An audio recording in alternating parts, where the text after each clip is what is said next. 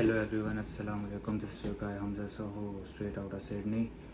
अच्छा यार, मैंने सोचा कि ना एक गपशप सेशन आप लोगों के साथ रखा जाए, और स्पेशली लाइक जो वीज़ा रिलेटेड और जो मतलब लोग ऑस्ट्रेलिया आना चाहते हैं उनके लिए एक इन्फॉर्मेटिव वीडियो बनाई जाए, ताकि आप लोगों की हेल्प आउट हो सके मे बी।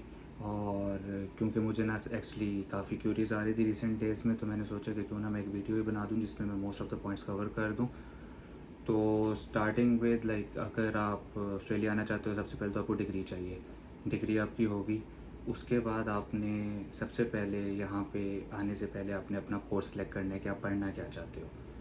कोर्स सिलेक्शन के लिए ज़रूरी है कि आप ना SOLS की लिस्ट है पड़ी, उसके अंदर जो डिग्रीज़ हैं जिनको ये सिलेक्ट करते हैं आगे PR के लिए, तो ज़रूरी है कि काइंडली आप उन्हीं ही डिग्रीज़ में एडमिशन लें, ताकि बाद में जाके आपको मसला ना हो। डिग्री सेलेक्ट होगी, डिग्री सेलेक्ट होने के बाद आपने चेक करना है यूनिवर्सिटीज़ के कौन कौन सी यूनिवर्सिटीज़ वो कोर्स ऑफ़र कर रही हैं। अब यूनिवर्सिटी सिलेक्शन में ना थोड़ा कुछ पॉइंट्स हैं जिनको आपने कंसीडर करना है। सबसे पहले तो लाइक आपका रिसोर्सेज कितने हैं, लाइक आप कितनी फ़ीस पे करना चाहते हो। क्योंकि यहाँ पे जो यूनिवर्सिटीज़ हैं मोस्टली लाइक एक G8 यूनिवर्सिटीज़ कहलाती हैं, लाइक ग्रुप ऑफ 8 यूनिवर्सिटीज़, वो जो ऑस्ट्रेलिया की टॉप 8 यूनिवर्सिटीज़ हैं, और उनकी तकरीबन फ़ीस बराबर बराबर है। और लाइक रफली they charge I guess 20 to 18 grand per semester. और लाइक बट उनकी लाइफ थोड़ी अच्छी है, लाइक ज़रा सोबर लाइफ है और थोड़ी बर्गर लाइफ भी मिल जाती है वहाँ पे। अच्छा, ग्रुप ऑफ 8 यूनिवर्सिटीज़ के बाद ना आपके पास 9th 10th 11th रैंक पे लाइक यूनिवर्सिटी ऑफ वोलोंगोंग आती है, यूनिवर्सिटी ऑफ न्यूकासल आती है, और फिर आई गेस कुछ हैं 2-3 यूनिवर्सिटीज़, कर्टिन भी है इसके अंदर, चार्ल्स डार्विन भी है, डीकन भी है, तो ये आप रिसर्च कर लेना। इनकी भी फ़ीस है बड़ी 16 ग्रैंड के करीब, 16,000 तकरीबन डॉलर्स कॉस्ट करता है ये आपको। बट इस पर ना 30% स्कॉलरशिप भी लग जाता है, तो रफली 12,000 या 13,000 आपकी पर सेमेस्टर कॉस्ट करती है, अगर आप 9th rank 10th rank 11th rank university पे जाते हो, जो कि university of Wollongong, university of Newcastle, Curtin और इस तरह करके नीचे रैंक जा रहे हैं। बाकी अच्छा, ये आपकी सिलेक्शन होगी। उसके बाद नेक्स्ट स्टेप होता है कि क्या नाम है, आप सोच क्या रहे हो, लाइक आप करना क्या चाहते हो। आपने सिर्फ डिग्री करनी है और वापस पाकिस्तान चले जाना है, या जहाँ से आप आए हो, या फिर आप इधर PR का एम लेकर आए और इधर ही रुकने, और पीछे कश्तियाँ सारी चला आए हो, इधर ही रुकने आपने इन एनी केस। तो उसमें फिर आपने PR के पॉइंट्स होते हैं, उन पॉइंट्स को पूरा करना होता है, ठीक।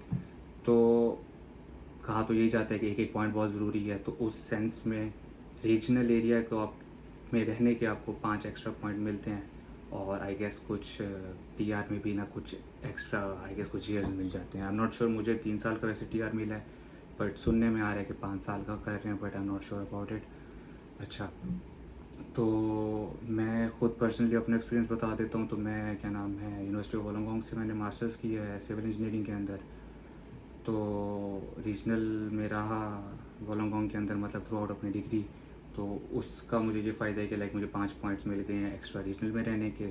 और मेरे टाइम में जो लोग लाइक सिटी में रह के पढ़ रहे थे उनको 5 पॉइंट्स तो नहीं मिले, बट उनकी TR भी 2 साल की थी। मेरी 3 साल की TR आई थी, बट अब सुना है कि इस कैब को काम ख़त्म कर दिया है। अच्छा, back to the topic, university की फ़ीस कैसे निकालनी है। अब इस पे मुझे 2 टाइप के क्वेश्चंस आते हैं कि हम पहले सेमेस्टर की फ़ीस तो पे करके आ रहे हैं, तो आगे का क्या करना है। अच्छा, इस पे यार आपको पहले मैं थोड़ा इजी वे बता देता हूँ। इजी वे ये है कि आप लाइक अगर आपका 4 सेमेस्टर का कोर्स है बड़ा, तो इधर बेसिकली पर सेमेस्टर जो आपकी फ़ीस है बड़ी, वो पर सेमेस्टर नहीं होती बट पर कोर्स होती है। तो बेसिकली लेट्स सपोज आपको एक सेमेस्टर में 4 कोर्स ऑफ़र हो रहे हैं, आप पहले सेमेस्टर की फ़ीस पे करके आए हो, आप 4 कोर्स अपने जैसे हो रहे हैं ऑफ़र उनको स्टडी कर लो। बट आगे जाके आप 3 कोर्स कर लो, एक में 2 कर लो, फिर इस तरह करके वो जो रिमेनिंग हैं उन्हें आप एक एक्स्ट्रा सेमेस्टर में ले जाओ, तो उस तरह आपको फ़ीस का बर्डन थोड़ा कम पड़ जाता है। एक तो ये ईजी वे है। अच्छा, उसके बाद जॉब इधर काफ़ी सारी ऑप्शंस हैं, मतलब आपके पास आपने जो करनी है, मतलब TFN टैक्स फाइल नंबर एक होता है ऑस्ट्रेलिया का जिस पे आपको जॉब करनी होती है, और legally starting from July this year 2023 TFN की जो जॉब्स हैं उन पे लिमिट लग रही है 24 आवर्स पर वीक, मतलब फोर्टनाइटली 48 आवर्स आपको वर्क लिमिट आप पे है स्टार्टिंग फ्रॉम जुलाई। उससे पहले you don't have any work limits, तो like you can work unlimited. तो जॉब्स हैं किस तरह की जॉब्स यार, सबसे इजी जॉब जो यहाँ पे मतलब कंसीडर की जाती है वो तो ये डिलीवरी राइड्स वगैरह, जैसे ऊबर ईट्स हो गया, मेन्यू लॉक, डिलीवरो था पहले, अब आई गेस ख़त्म हो गया है, डोर डैश। तो इस तरह करके ना काफ़ी आपके पास ऑप्शंस हैं बड़ी। लेकिन अगर आपने जाना है कोई प्रॉपर TFN जॉब के लिए then go for restaurants like McDonald, Hungry Jack's चले जाओ, या फिर आप किसी सर्विस स्टेशन पे चले जाओ, जैसे ये अपना BP, एम्पल वगैरह, काफ़ी यहाँ पे ऑप्शंस हैं बड़ी। बट वही आपको खुद जाना पड़ता है, like walk in interview starting में आपने जाना पड़ता है, या अगर आपकी कोई रेफरेंस वगैरह है तो आप उसको यूज़ कर लो, तो वो आपके लिए थोड़ा ज़्यादा ईजी हो जाता है और कन्वीनियंस हो जाता है आपके लिए। अच्छा, अगर अच्छा, तो नेक्स्ट आप लोगों का अक्सर क्वेश्चन होता है कि क्या नाम है, आते हुए पैसे कितने लेकर आने हैं या किस तरह सिस्टम चलाना है। तो उसके लिए यार बेहतर ये है कि आपने जो फ़ीस वगैरह अपना पे कर दी या वीज़ा, उसके अलावा आपकी एयर टिकट थी, उसके बाद मतलब जो मेरा नॉर्मली लोगों को मशवरा होता है वो तो ये होता है कि लाइक आते हुए आपके पास एटलीस्ट इतने पैसे हों कि आप एक कार ले सको आते साथ ही। अब आपको मिनिमम यहाँ पे ना कार तकरीबन $2000 से स्टार्ट हो जाती है मिलनी, बट उसकी वो कंडीशन इतनी अच्छी नहीं होती, बट वो आपका काम करा देती है, लाइक आप डिलीवरी उस पर स्टार्ट कर सकते हो और अर्निंग स्टार्ट कर सकते हो इन केस अगर आपके पास कोई जॉब नहीं है और आपको कमाना है और आपके पास कोई और अदर ऑप्शन नहीं है।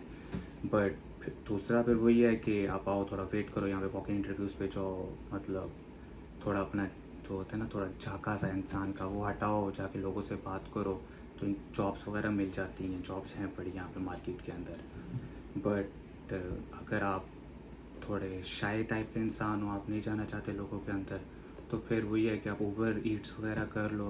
लाइक अगर आपके पास गाड़ी का लाइसेंस है तो गाड़ी ले लो, गाड़ी का नहीं है तो मोटरसाइकिल का तो मोटरसाइकिल ले लो, वो भी नहीं है तो साइकिल पे भी आप कर सकते हो। इवन यहाँ पे इलेक्ट्रिक साइकिल्स होती हैं, तो मतलब आपका इतनी ज़्यादा मेहनत नहीं लगती, बट लगती भी तो है वो, मतलब वो बात है, मतलब जलालत है लेकिन कमाई हो जाती है आपके पास, ठीक है।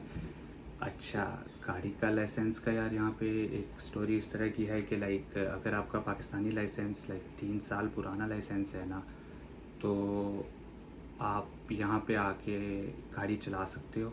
बट लाइक जुलाई के बाद जो लोग आ रहे हैं वो लोगों को विदिन 6 मंथ्स अपना पाकिस्तानी लाइसेंस को ऑस्ट्रेलियन लाइसेंस में कन्वर्ट करवाना पड़ेगा, बट उससे पहले ऐसा कोई रुकावट नहीं है।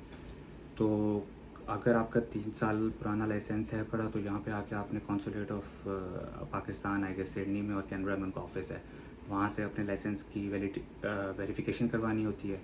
वो वेरिफिकेशन लेटर आता है, तो उसके बाद आपने जाके अपना लाइक आप जो लर्नर और P प्लेट वाला प्रोसेस है ना, आप उसको बेसिकली स्किप कर देते हो, तो आप डायरेक्ट जाके अपना लाइसेंस के लिए अप्लाई कर सकते हो। और आप DKT होता है जो रिटन टेस्ट, अगर वो क्लियर करते हो तो उसके बाद ड्राइविंग टेस्ट होता है, और उसके बाद आपको लाइसेंस इशू हो जाता है। तो गाड़ी यहाँ पे वही मैंने बताया 2000, बाइक भी तकरीबन 1500 से मिलना स्टार्ट हो जाती हैं, तो ये एक अच्छी चीज़ है। बाकी क्या नाम है, अब अच्छा ये हो गया, ये चीज़ें हो गई। उसके अलावा जॉब मैंने आपको बता दिया, वो बता दिया। अच्छा, अक्सर लोगों को ना थोड़ा इशू आता है GTE के ऊपर, तो वो मैंने सुना है कि थोड़ा टफ भी हुआ पड़ा है आजकल। तो उसके लिए वैसे नॉर्मली मतलब यही कहा जाता है कि ना आपके पास ना आपकी टोटल जो डिग्री की फ़ीस है ना, जो आफ्टर स्कॉलरशिप, उसके जो कन्वर्जन इन PKR है वो आपके अकाउंट में होना चाहिए।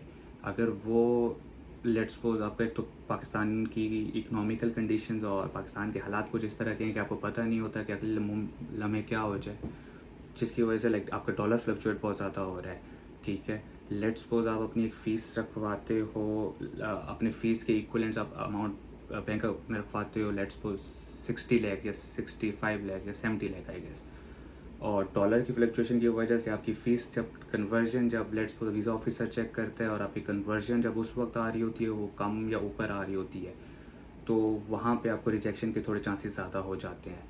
तो इसके लिए बेहतर तो यही है कि आपके पास एक सस्टेनेबल अमाउंट और वो आपके अकाउंट्स में पड़ी रहे, ठीक है।